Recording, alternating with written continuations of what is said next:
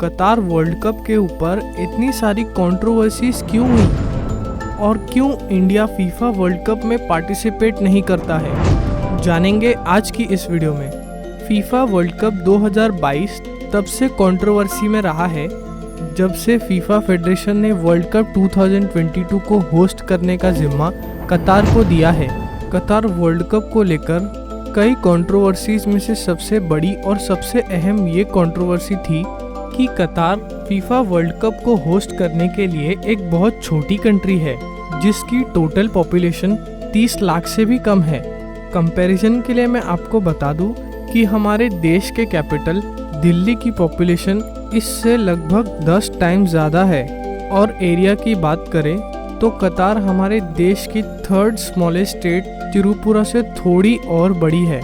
तो फिर कतार को क्यों फीफा वर्ल्ड कप होस्ट करने दिया गया और कौन सी ऐसी चीज़ें हैं जिनके चलते कतार फीफा वर्ल्ड कप एक के बाद एक कंट्रोवर्सी में रहा है और क्यों भारत इस फीफा वर्ल्ड कप में नहीं खेलता, जानेंगे आज की इस वीडियो में। दरअसल बताया जाता है कि यूएसए के मध्यम पूर्व के सेनाओं को हिदायत देने के लिए वहां का यूएस सेंट्रल कमांड कतार में स्थित है। इसके साथ ही इस हिस्से का यूएसए का सबसे बड़ा एयरबेस भी इसी कंट्री में स्थित है। अमेरिका का इस हिस्से का सबसे बड़ा नेवल बेस भी इस कंट्री के पोर्ट से नज़दीक में ही है और ये एक कोइंसिडेंस नहीं हो सकता। इसके साथ ही मैं आपको बता दूं कि कतार वर्ल्ड की 12.5% की गैस की डिमांड को पूरा करता है और ईरान जो कतार से डायरेक्ट रिलेशन में है वो वर्ल्ड की टोटल 18% की गैस के डिमांड को पूरा करता है, जिन दोनों का टोटल लगभग 30% होता है। इससे आपको अंदाज़ा हो गया होगा कि कतार को क्यों इतना प्रिविलेज मिला। एक एग्जाम्पल से मैं आपको समझाने की कोशिश करूं कि कतार कितना अमीर देश है तो मैं आपको बता दूं कि कतार की जीडीपी $360 बिलियन है, जिसे अगर पाकिस्तान जैसे बड़े देश से कंपेयर करें जिसकी पॉपुलेशन 22.5 करोड़ से भी ज़्यादा है, उसकी जीडीपी $314 बिलियन है। इससे हमें मालूम होता है कि कतार कितना अमीर देश है। फीफा वर्ल्ड कप अनाउंस होने के बाद कतार पर कई ह्यूमन राइट एक्टिविस्ट ने, ह्यूमन राइट ऑर्गेनाइजेशंस ने कई तरह के आर्टिकल छापे। ऐसा कौन सा इतना गंभीर मामला था, तो मैं आपको बता दूं कि कतार में फीफा वर्ल्ड कप अनाउंस होने के पहले ऐसा कोई इंफ्रास्ट्रक्चर डेवलप नहीं था जिससे FIFA World cup directly host किया जा सके। तो इस दौरान वहाँ जो इंफ्रास्ट्रक्चर डेवलप करने के लिए वर्कर्स की ज़रूरत थी, उसके लिए उन्होंने इंडिया, पाकिस्तान, नेपाल और बांग्लादेश जैसे देशों के गरीब मजदूरों को बुलाया और उनसे कतार की झुलसा देने वाली गर्मी में बिना वेंटिलेशन के दिन रात काम करवाया गया। गार्डियन की एक रिपोर्ट के हिसाब से कतार में लगभग 6,500 वर्कर्स से ज़्यादा लोगों की मौत वहां की झुलसा देने वाली गर्मी में बिना वेंटिलेशन काम करने की वजह से हो गई। कई वर्कर्स ने बर्दाश्त न होने पर सुसाइड भी कर लिया। इसे मॉडर्न डे स्लेवरी कहलाना कोई गलत नहीं होगा।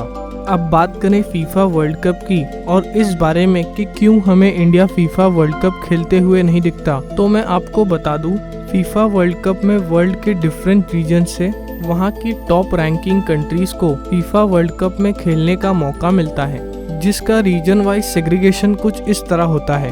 यूरोप से 13, अफ्रीका से 5, एशिया से 5 या 6, नॉर्थ और सेंट्रल अमेरिका से 3 या 4 और साउथ अमेरिका से 4 या 5। इस तरह से region wise overall 32 top ranking countries को सिलेक्ट किया जाता है और हमारी कंट्री इंडिया की रैंकिंग एशिया में टॉप 19 पर आती है। इसी वजह से फीफा वर्ल्ड कप में क्वालिफाई न होने की वजह से हमारी कंट्री हमें फीफा वर्ल्ड कप में नहीं दिखाई देती। इसका एक बहुत बड़ा कारण यह भी है कि हमारे कंट्री में फुटबॉल को लेकर अवेयरनेस ही नहीं है। इसी वजह से इंडिया वर्ल्ड की 2nd मोस्ट पॉपुलेटेड कंट्री होने के बावजूद 12 लोगों को फीफा वर्ल्ड कप के लिए नहीं भेज पाती।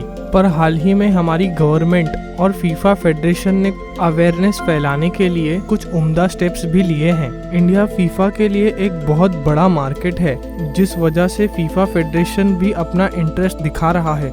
इसीलिए under 17 women's FIFA World Cup India में कराया गया। इसके बावजूद कि इंडिया की रैंकिंग अच्छी नहीं है, पूरे मैच में इंडियन टीम ने एक भी गोल नहीं किया और ओवरऑल 16 गोल्स खाए। वर्ल्ड फीफा फेडरेशन इंडिया में एक अच्छी ऑडियंस को एक्वायर करना चाहता है। इसके साथ ही हमें भी इंडियन फुटबॉल को सपोर्ट करना चाहिए। हमें उम्मीद है कि इंडिया भी एक दिन वर्ल्ड कप में पार्टिसिपेट करेगा। Not immediately but surely India भी जीत कर आएगा।